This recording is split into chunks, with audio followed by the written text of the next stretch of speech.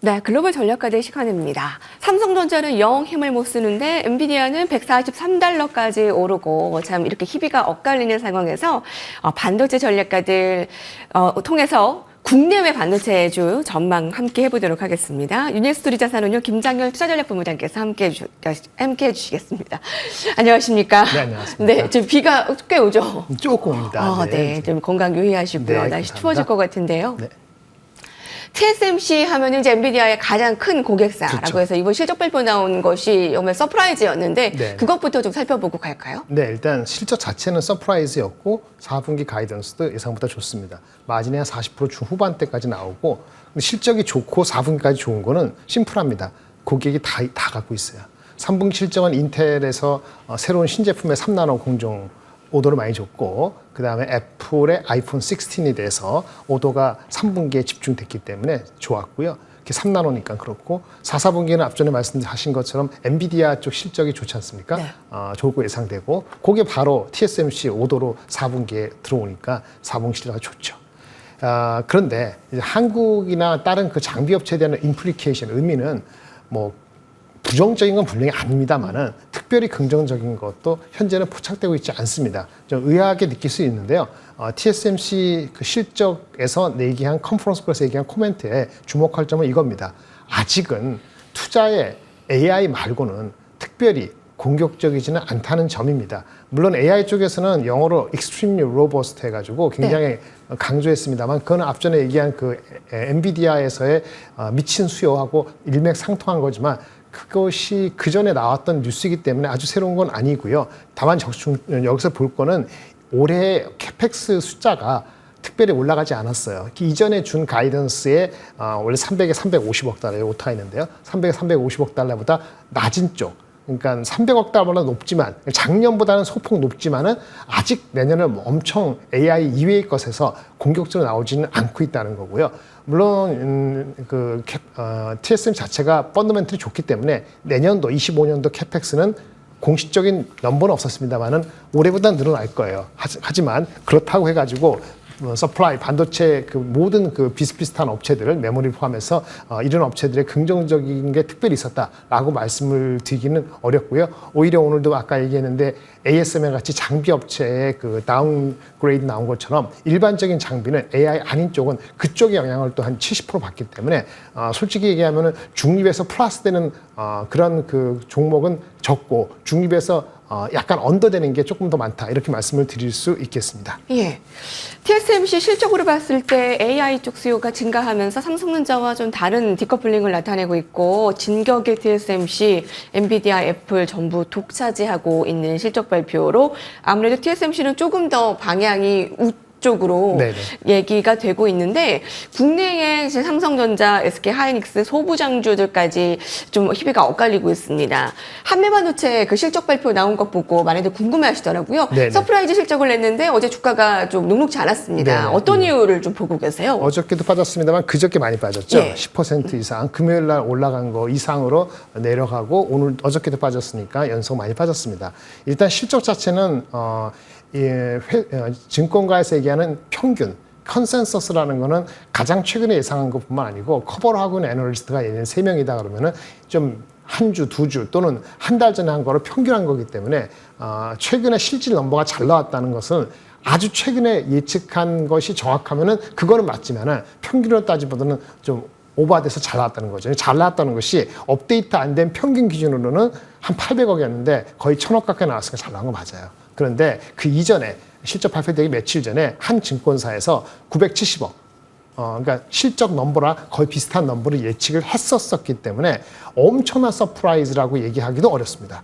어쨌든 좋은 거긴 합니다. 그런데 일단 3분기 실적 발표되고 나서 직후에 뭐가 나왔냐면 두 가지 이슈가 나왔었죠. 뭡니까? 한미반도체가 독점하고 있는 하이닉스양 지금 TC 본도, Thermal Compression 본도 다음 버전이 이제는 하이브리드 본도라고 26년에 출하가 되게 되어 있는데 지금 열심히 이제 콜 테스트 중이거든요. 근데 기사에는 한미반도체를 여전히 독점으로 가지고 간다는 얘기가 나왔지만 바로 직후에 그 한화정밀이라는 포텐셜 경쟁자가 그건 비상장이고 그걸 갖고 있는 게 한화 그 인더스트리얼즈 상장된 회사인데 이쪽에서 IR을 반박을 했죠. 아직 우리가 탈락한 게 아니고 진행 중이다. 이런 식으로 하면서 한미 반도체의 지속적인 독점 지속에 대한 의문을 가질 수 있는 노이즈가 생겨났다는 것이 가장 큰 거고 오비락식으로 실적이 잘 나왔는데 왜 그러냐는 게 아니고 이러한 경쟁자의 부각에 대한 염려가 가장 컸다고 보고 또 하나는 네. 애널리스트 중에서 리포트를 확 내춘 데가 있는데 거기서도 처음에 리포트에서는 이 경쟁 요인에 대해서 다소 우려적인 얘기를 했다가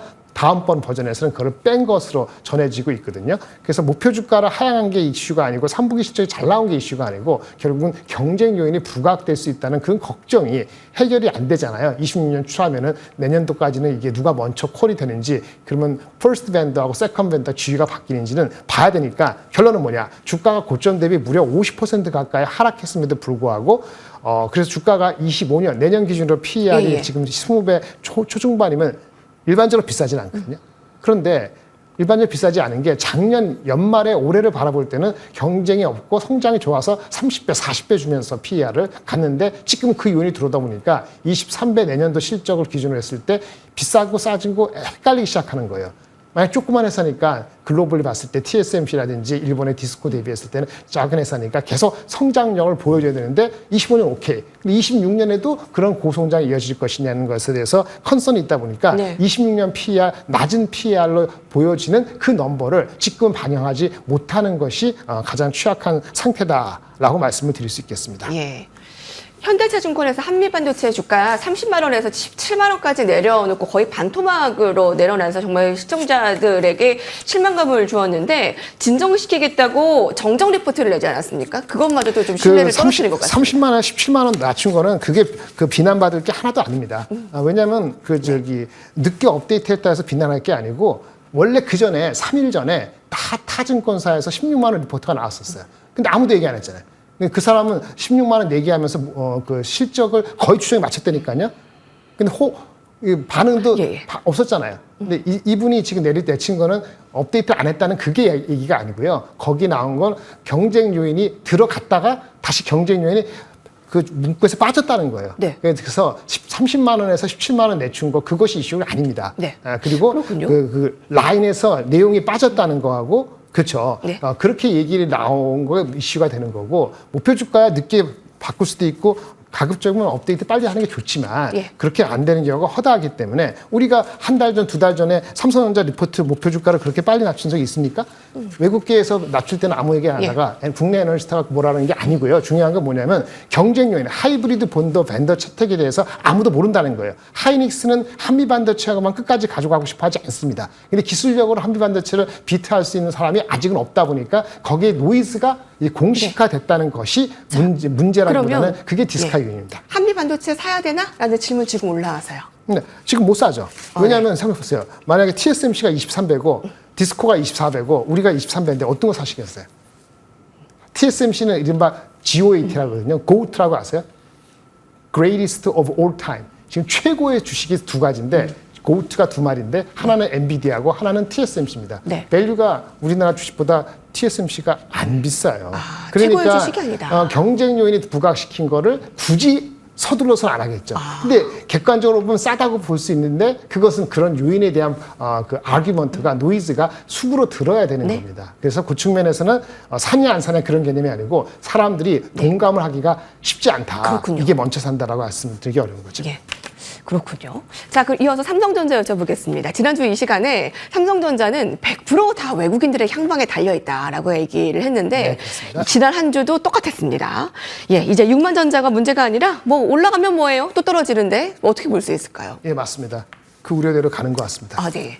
5만 8천 원 기술적으로 이렇게 매주 나오니까 업데이트 자주 하다 보니까 왜 찔끔찔끔 말씀하냐는 건데 외국인이 안 사면 말이죠. 계속 팔면 조금씩 계속 팔면 5만 원도 깨질 수 있습니다. 그런데 엔비디아 향 콜 나고 3분기 실적이 4분기 실적이 3분기보다 한 20%만 오르면 예를 들어서 9조 1,000이니까 한 11조 원 나와도 주가는 언제든지 7만 원 갈 수 있습니다. 완전히 박스인데 외국인이 팔아서 그런 건데 외국인이 왜 팔고 외국인이 그럼 사게끔 만드는 게 뭐냐는 건데 일단 기술적으로 내가 손절매할 수 있는 물량이 잠재되어 있는 게 아직 남아있긴 합니다. 뭐냐 8만 5천 원, 7만 8천 원 사람들은 거의 다 팔았어요.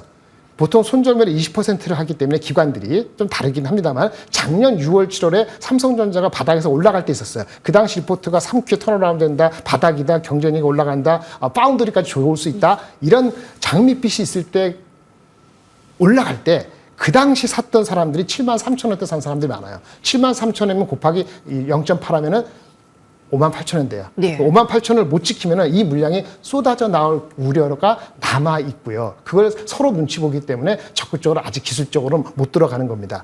그래서 58,000원이 깨지면은 그러면은 PBR로서는 1.0배가 6만 원이니까 기술적으로는 바닥이라고 하지만 외국인을 끌어당길 수 있는 아까 말씀드린 콜이라든지 실적에 대한 가시성이 없으면은 다른 주식, 아까 지금 말씀하신 것처럼, 한미환대 사요? TSMC 사요? 뭐 사요? 했을 때 순서가 있게 있잖아요. 돈이 한도가 있는데, 예, 그러면 삼성전자 뭐 사시겠어요? TSMC, 엔비디아 사시고, 딴거 사시면은, 하이닉스 사시면은 삼성전자 못 사는 거죠. 그래서 외국인이 파는 물량은 점점 갈수록 줄어들 수도 있습니다만, 그렇군요. 그게 언제 끝날지는 모르고, 기술적으로는 58,000원에 건드리면 73,000원에 샀던 작년 6월, 7월 물량이 나올 수 있다는 걸 염두에 두시고, 만약에 매수를 진짜 하고 싶다고 저는 추천하지 않습니다만은, 그렇게 한다 하더라도 철저히 엄청난 분할의 개수를 높여야 되고 그 기간이 이게 깨지면은 내년 2월까지 굉장히 어려운 거고요. 아하. 안 깨지면 시간만 지나면 회복할 수 있습니다. 그렇군요. 예, 58,000원이 중요하겠네요.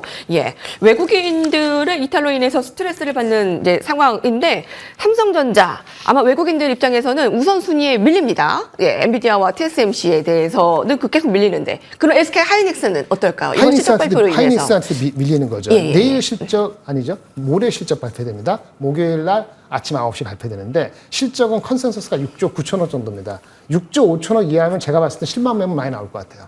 근데 6조 9천억 나오면은 빠지지는 않을 것 같습니다. 주가가 많이 오르려면은 오늘은 오를 겁니다. 엔비디아 잘 가니까 주가가 많이 오르려면은 한 7만 원, 7조대 이상은 나와야 될 것 같습니다.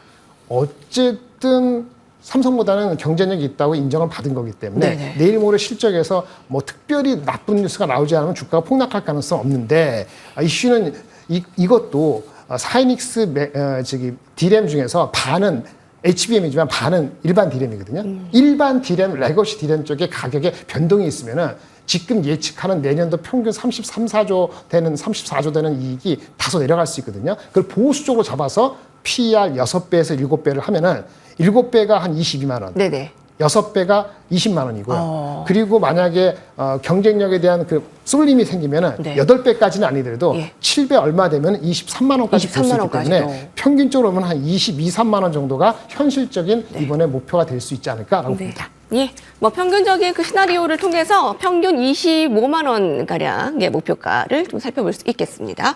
자, 이번 주는 미국과 한국 할 것 없이 실적 발표로 바쁩니다. 어떤 이벤트 가장 주목하시고 계신지 궁금하고요. 어떤 sek터 좀 주목하고 계세요, 지금? 미국 쪽에서는 내일 밤에 나오는 버티브라고 데이터 센터 쿨링 시스템 굉장히 중요합니다. 엔비디아가 지난 9월 4일 이후로 지금 35% 올랐거든요.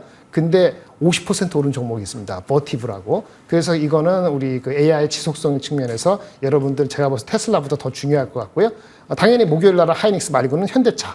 그 다음에 금요일 날은 현대일렉트릭. 변압기 종목에 대한 현대일렉트릭의 거래가 투자 경고를 먹었는데 그게 오늘인가 내일부터 풀리고 실적이 25일 날 발표되는 실적보다는 가이던스라든지 전망에 대해서 그래서 버티브, 현대차, HD 현대일렉트릭, 하이닉스 말고 세 가지를 주목하시면 좋겠습니다. 그리고 네네네. 하나 더. 27일 날 이재용 회장이 취임한 지 2주년이 되는 날이라고 합니다. 따라서 이 중차대한 시기에 혹시라도 어떤 메시지가 나올지 주말에 그것도 한번 기대해 보겠습니다. 네네. 그게 좀 반전 포인트가 됐으면 있죠. 좋겠네요. 맞습니다. 예, 유니스토리 자산운용 김정율 투자전략본부장께서 함께해 주셨습니다. 감사합니다. 감사합니다. 네, 아직 시장은 엔비디아와 TSMC를 더 우선으로 보고 있는데 오늘 반도체 전략들 도움 되셨으면 좋겠습니다. 자, 저희는 여기서 물러나겠습니다. 고맙습니다.